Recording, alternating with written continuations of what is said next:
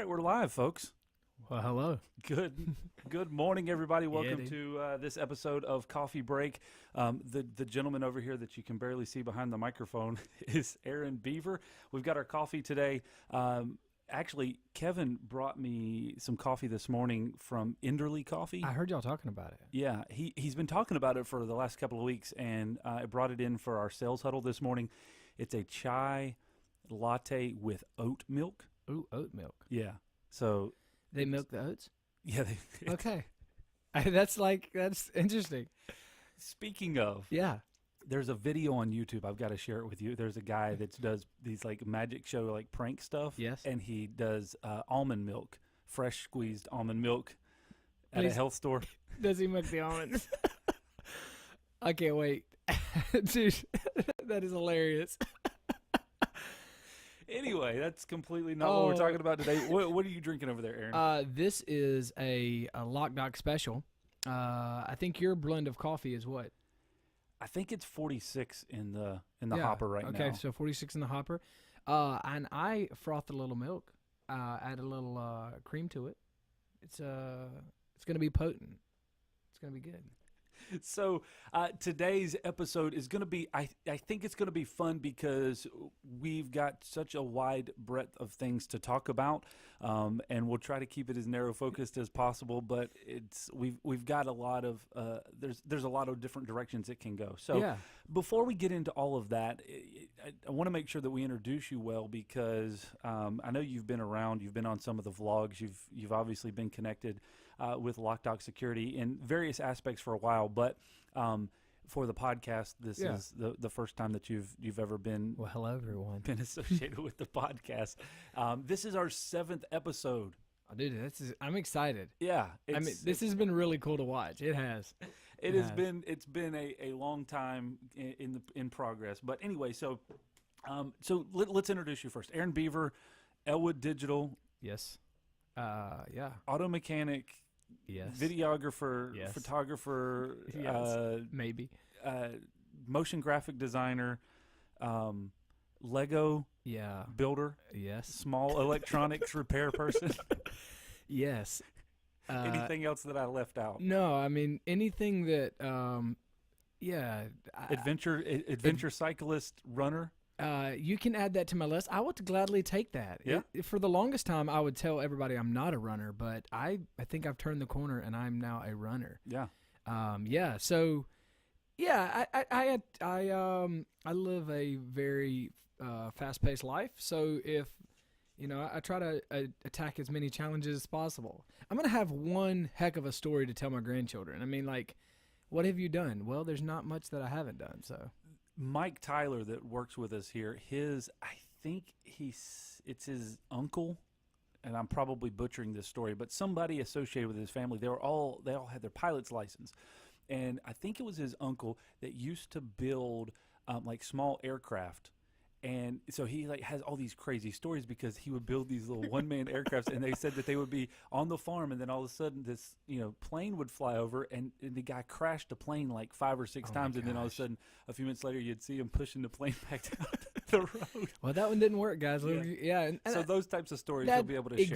Exactly. Yeah. So I was raised with my parents taught me the mindset of you can do anything that you want to do. You may not be great at it, and all those things that he listed off, I'm not great at a lot of those. I can do a lot of them, but I think there's a difference in saying you can do it and being great at it. Yep. And so, I wanted to be a mechanic, so I went to school to be a mechanic. I worked for Honda for years. I built little Honda race cars, and so I'm just mechanically minded. But by doing that and being taught very early on, it gave me the mindset of, honestly, I can do anything that I want to do. That's the variable. That's the difference that I want to do. There are a lot of things that I probably could do, but I just don't want to do them. And so, but there's I mean, for a lot of people would tell you there's a lot of things that like you do. Like, why do you do that? Well, I don't know. I mean, like, there's a ton of stuff that I have my hands in. Yeah.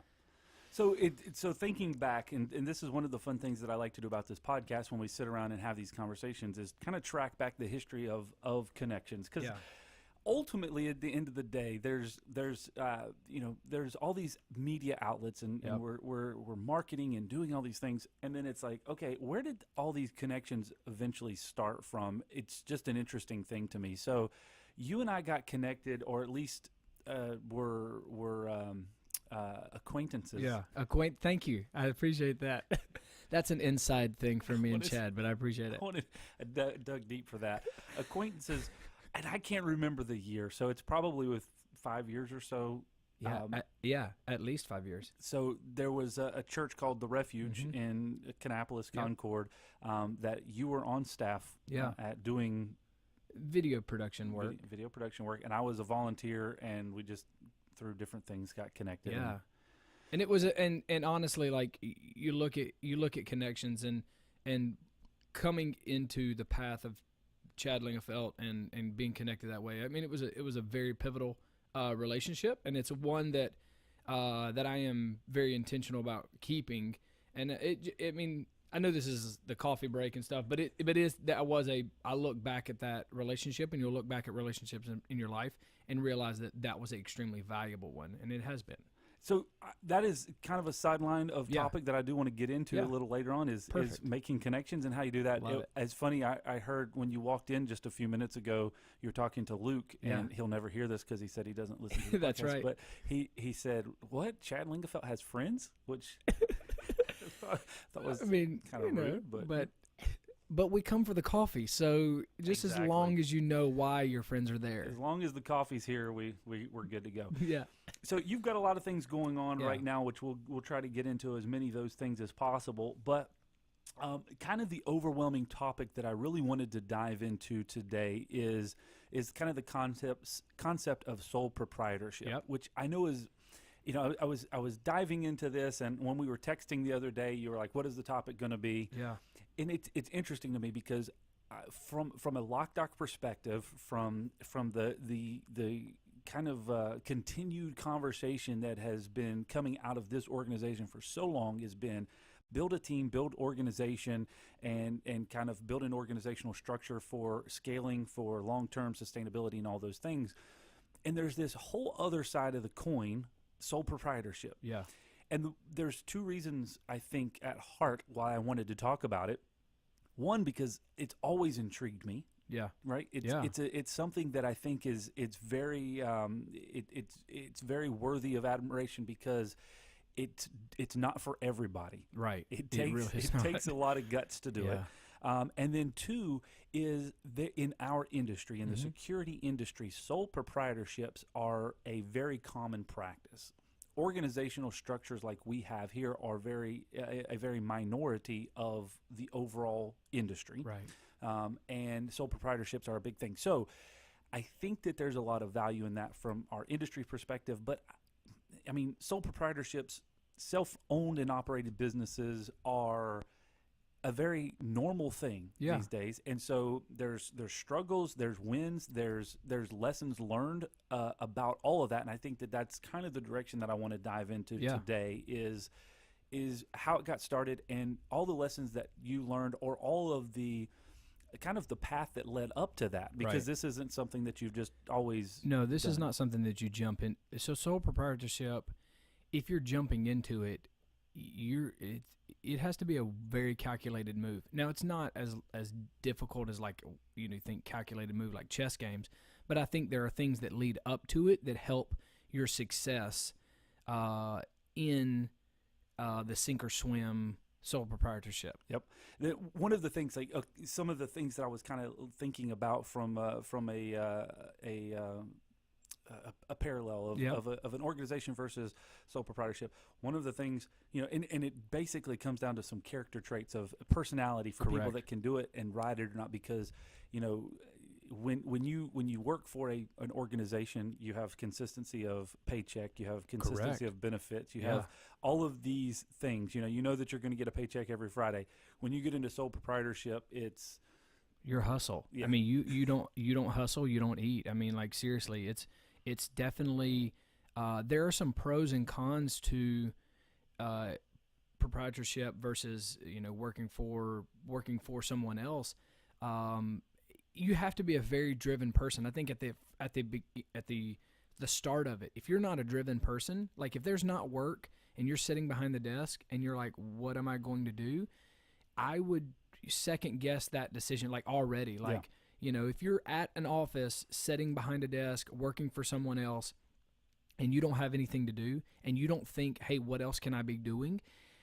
The sole proprietorship is going to be a difficult lifestyle because there are moments and times, there are weeks that I have been, that I didn't have anything. My first year, I did not bring in a paycheck for 2 months. I had 2 months of the year that I did not bring home a paycheck. Now, for a lot of people, they would have, you know, jumped ship, you know, worked at, you know, anywhere.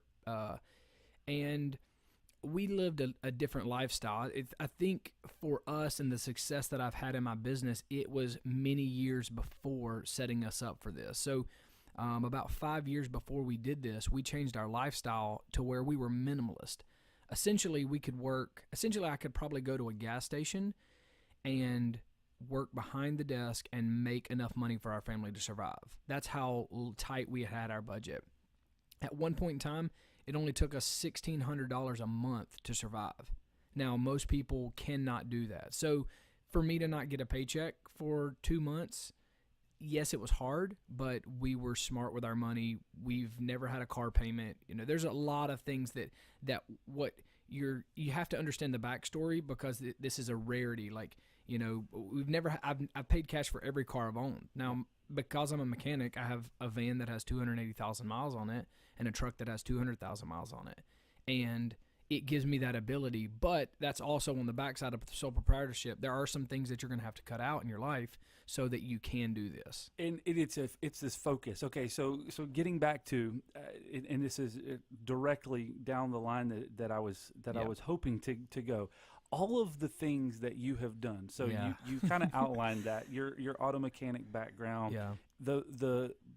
The skills that you learned and honed of motion graphic design, video editing, photography, knowledge of electronics, all that stuff played into it. This wasn't a, hey, you know, I'm Aaron Beaver and I just have never worked for anyone and I just am always been on my own for all these years and it's always been wonderful and great. There was a progression of skill sets that were built over many number of years that then enabled you to do what you're doing now. Like you just said, never had a car payment. So you're able to do a lot of the things that a typical person would be paying for services to maintain. Right. And so with a variable of mine is I'm self-taught in everything besides auto mechanic. So I've not went to school for anything that I do. And even what I do to make money right now, I've not went to school. But it would be very rude of me to not give honor to the people that paved the way for me. So by doing video work, there was a youth ministry called Providence House, PH.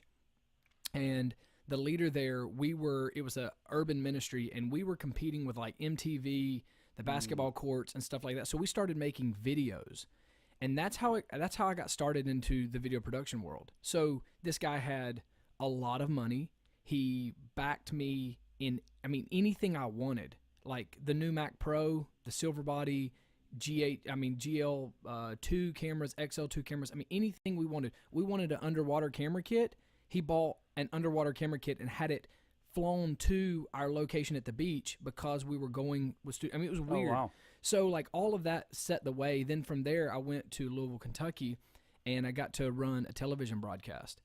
And then it was a game changer when I moved to Atlanta, and I got connected with a gentleman by the name of John Camacho and at CNN. And that's when I moved from being just a hobbyist to like a professional. I started understanding terminology and I started that set away. And Rich Fialo is a huge, still to this day, I probably give him more credit than anybody of my work ethic in the video industry because the man hustled harder than anybody that I've ever known. Still to this day, I work like crazy. I will never reach his level. He hustled. And so he showed me very early on. So those things those always compounded. It was a compound that got me to where I'm at today, honestly. And that path is very interesting because that is very specific to you. Right. You know, the moves that you made, Right. the people that you were connected with, and the skill sets that you picked up along that way set you up for the current season of your life right now. Right. That if you wouldn't have gone through all that and just all of a sudden decided, hey, I'm, you know, going to do this thing. Right. And you don't have any structure behind or any skill set behind what you're trying to accomplish. Right. As I got older, I started realizing there were characteristics in people that I wanted, that I knew were valuable along the way. So work ethic. That to me is, I pride myself on somebody that is not lazy. Yep. That's just a badge of honor that I try to hold. It's not that I want to be a workaholic. I'm very balanced in that. My wife, you know, father was a workaholic, and so I try to be very balanced in that. Yep.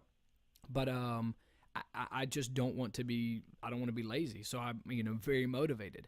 On some other instances of like having an adventurous life, like that's a variable that I wanted, that I saw in some people, that I wanted to bring into my life, and so I'm very intentional about enjoying my life.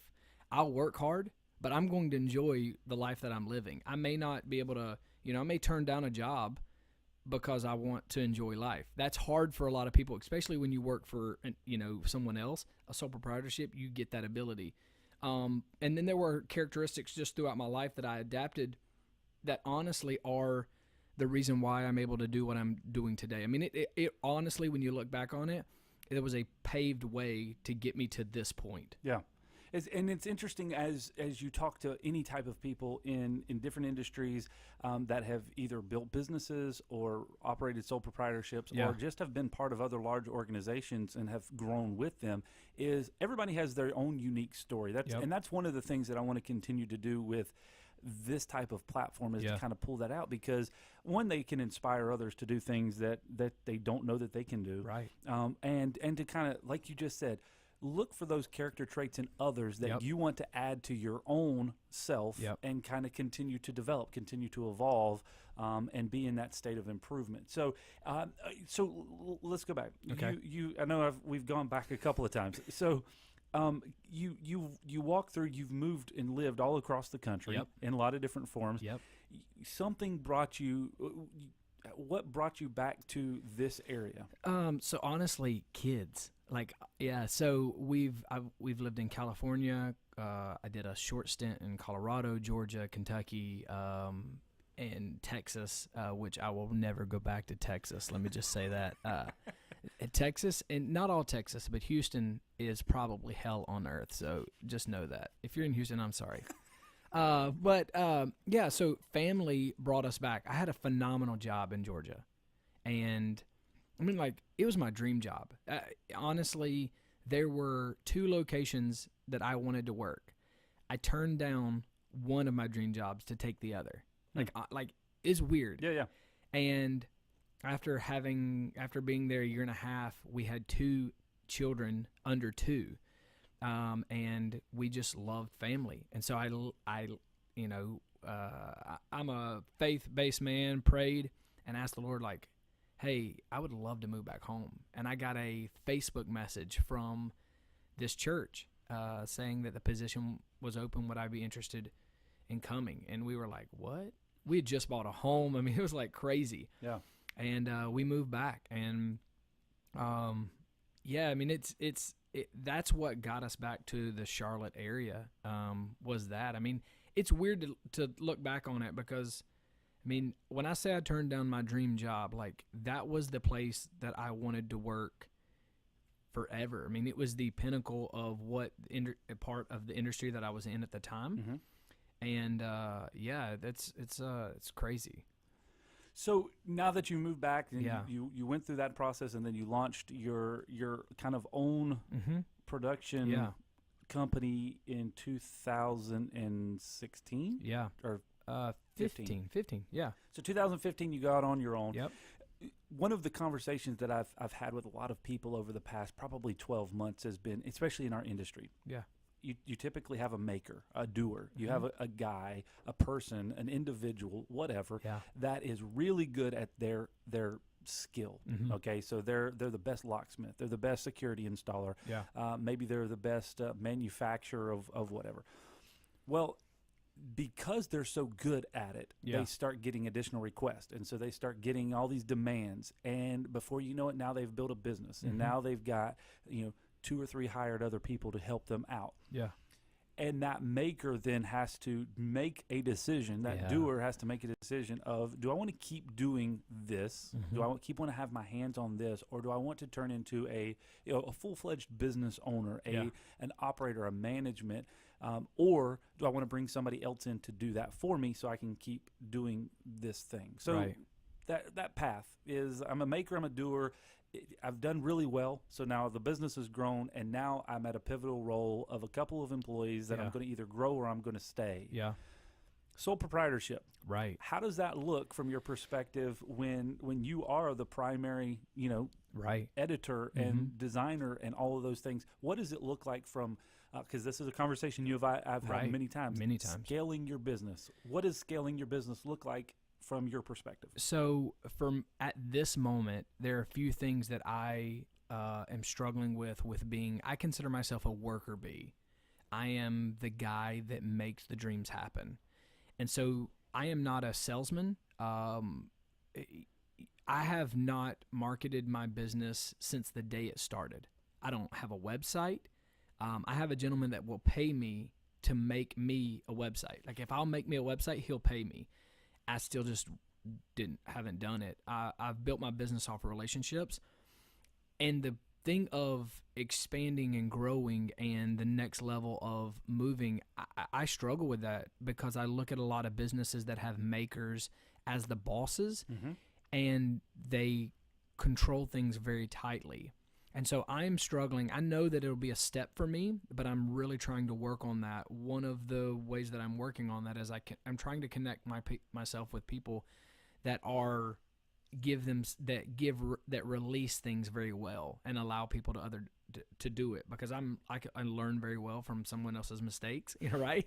And so there are quite a few people that I'm watching release stuff and trying to figure out, okay, can I do this? I'm not sure that I can do it. I'm just being honest. Yeah. So I know at this moment, if I say I can't do it, what's the growth that my business can grow? Because it still needs to grow, right? Yep. It still needs to grow, but it can only grow to a certain amount of hours worth of work. So either I increase my dollar amount or I increase my work amount. Yep. And so I'm starting to bring people in at a very low level, but it's still tough for me. It's still, I'm the worker bee. I'm the guy that needs his hands in everything. Yeah. And that is a struggle that I have. And I believe that I could work for someone and make them gobs and gobs of money. Like, honestly, like I've thought, like, okay, if I could just find somebody with a great idea, like, we'll make it rich, right? But for me, myself, I just know that there's a point that there's an amount of work that I can deliver. And to me, to shift the gears, I'm going to need a salesperson. Honestly, that's how I'm going to have to grow. Yeah.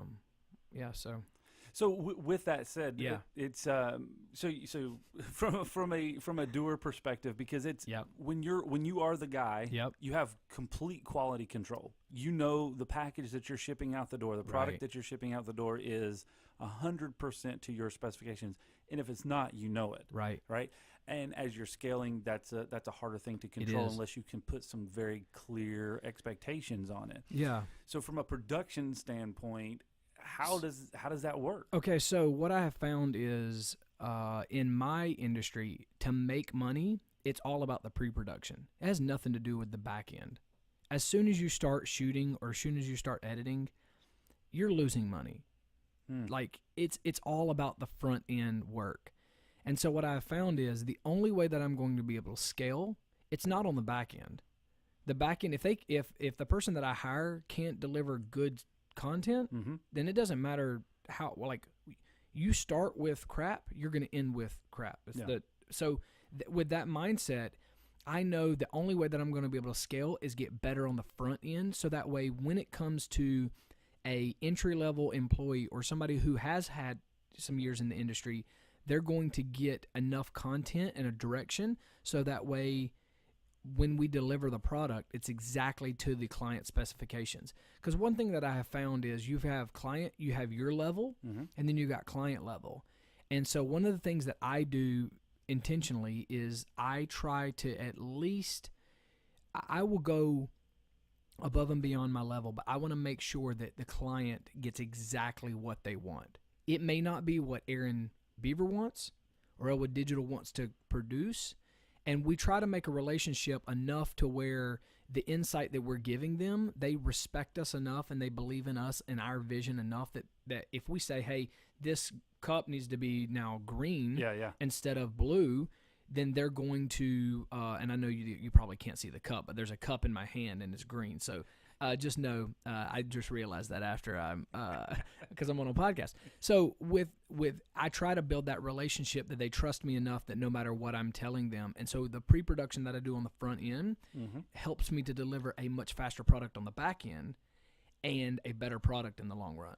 That formula that you just described is not specific to video production.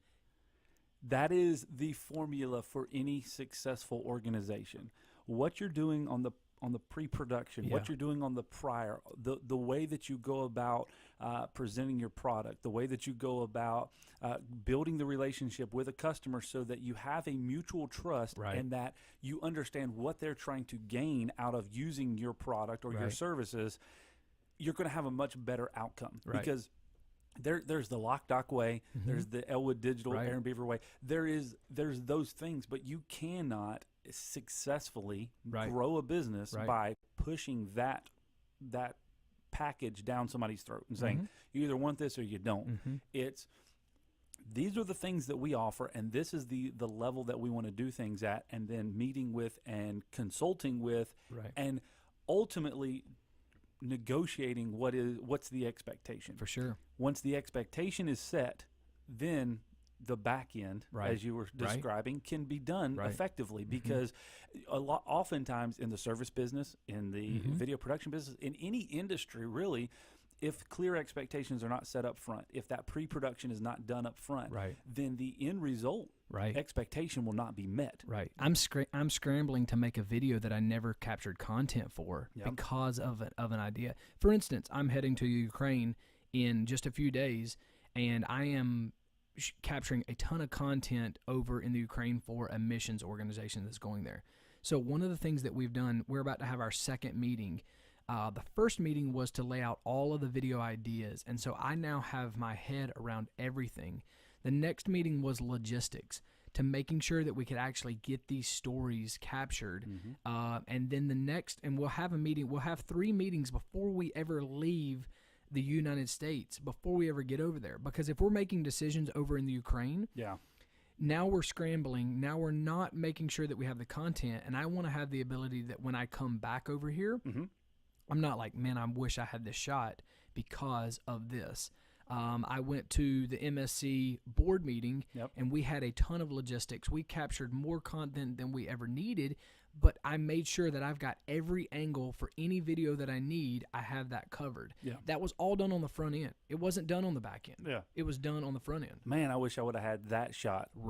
You're toast. You can't go back and recreate it. No, you can't. So you just subtly threw in there that you're going to the Ukraine. Like I did that.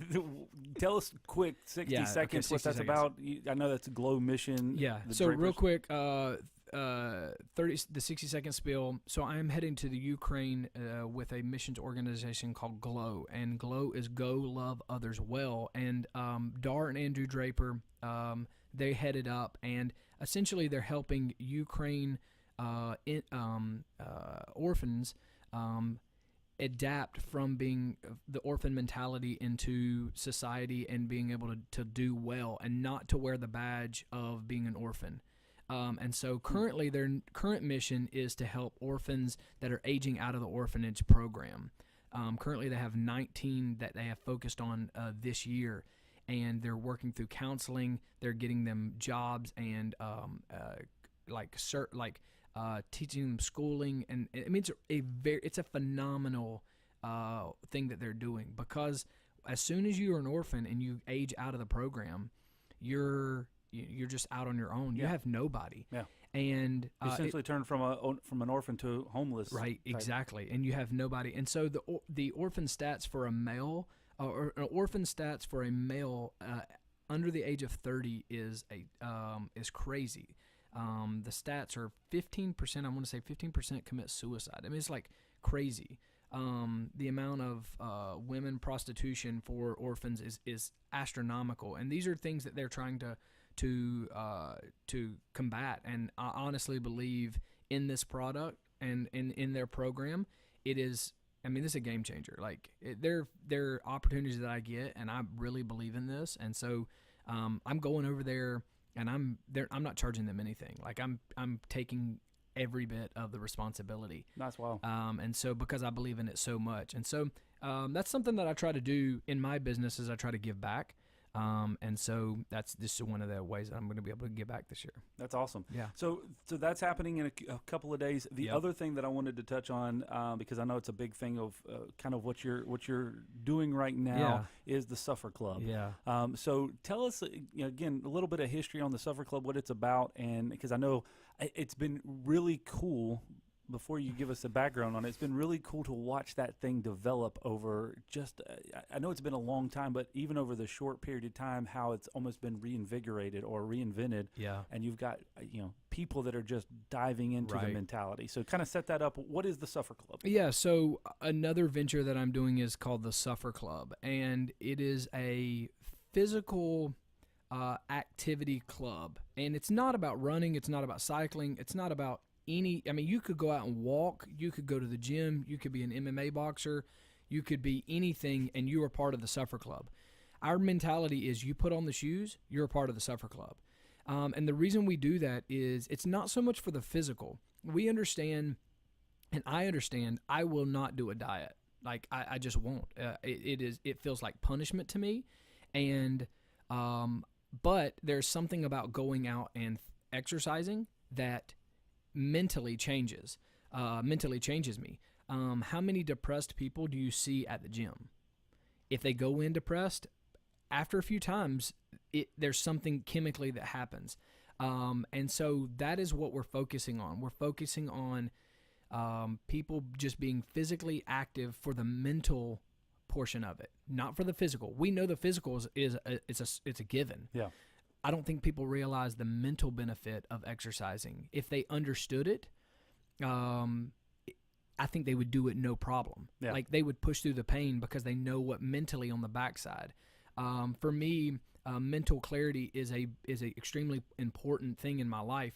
And so for me, running, exercising, cycling, those are things that bring me mental clarity. I know you and you guys here, y'all go walk around the building, and there's just something that happens by getting out and walking around your building. Even if you're on a phone call, there's just something that happens to you mentally. I've tried to figure it out. I'm trying to understand. There's something chemically that happens. There's probably an article on the internet. There probably is. There probably is, and there's probably some doctor out there being like, I didn't know what it is. And then there's somebody that has a varying opinion that says that exercise is not mentally exactly. But I will tell you for a fact there is something that is it's if you knew the mental impact and the mental strength that you could get. One, what we try to do at the Suffer Club is we try to tell you that we are proud. At the end of the day, it doesn't matter your speed. It doesn't matter your distance. It doesn't matter what you're doing. We are proud of you for doing that. Not a lot of people tell people that they're proud, especially people that don't know you. Like, I am so stinking proud of every person that tags us at the Suffer Club. I have people tell me they'll DM me and say, oh, this is not that fast, but hey, thank you for the motivation. I'm like, oh my God, I'm over here in tears. Like, honestly, I've not cried in a long time, but for some reason, the Suffer Club has made me cry. Not because of the pain, it's just watching people reach their goals. Yeah. And it is just, I love to encourage people, and this is a way that we're encouraging and giving back. I mean, it is really, really cool. So there's a national gym chain that promotes that it's basically you can come in and get started at any level, so that you're not being intimidated by the lugs and yep. The Suffer Club is that it removes that barrier to entry of, hey, I want to start running, Right. but everybody else that I know is running these, crazy 8-minute miles or Right, 7-minute right. miles or whatever. And I know I'm going to be 12 or 13 minutes a mile. Right. It's embarrassing, and I Right. don't want to. So it removes all that by saying start somewhere. Right. If it's a half a mile that you can do a half a mile Yeah. until you can build up. And it's just, don't let the intimidation of, someone posting their 7-minute miles intimidate you from starting somewhere. Right. So one of the things that I've been intentional about is I quit posting my runs to the Suffer Club because I realized that I was making it difficult for people to start running because they weren't going to meet my standard. Yeah. And that to me was a game changer because I realized, like, hey, this is not about me getting praise. Like, this is me starting running. One, my wife started running, and if you knew, like, this is a massive thing for me. I am so stinking proud of Brittany because of she's running. She will actually this month run 100 miles. Yeah. She's at 80 miles. Last night she ran 5 miles. This morning she got up without even telling me and ran 5 miles this morning. Wow. And so that's 10 miles in the last 2 days. And I honestly don't know if my wife has ran 100 miles in her entire life. And so it has been so encouraging to watch her push, her motivate herself, and to just all of the women that she has unintentionally motivated because of her her drive right now. And so with what we're trying to do is honestly just to promote and to break down that barrier of, hey, I can't go run with you because I'm not as fast as you. The thing that I get more joy out of than anything is running with somebody that is much slower and they will come out and run with me. I love it. Yeah. Because I know that if I can get you out there 2 or 3 times, you're going to get hooked. and to, so many people are like, the injury, there's things that we teach people to how to, like, I can get you out running and I can get you 3 miles after your second run and you won't be in pain. I can guarantee it.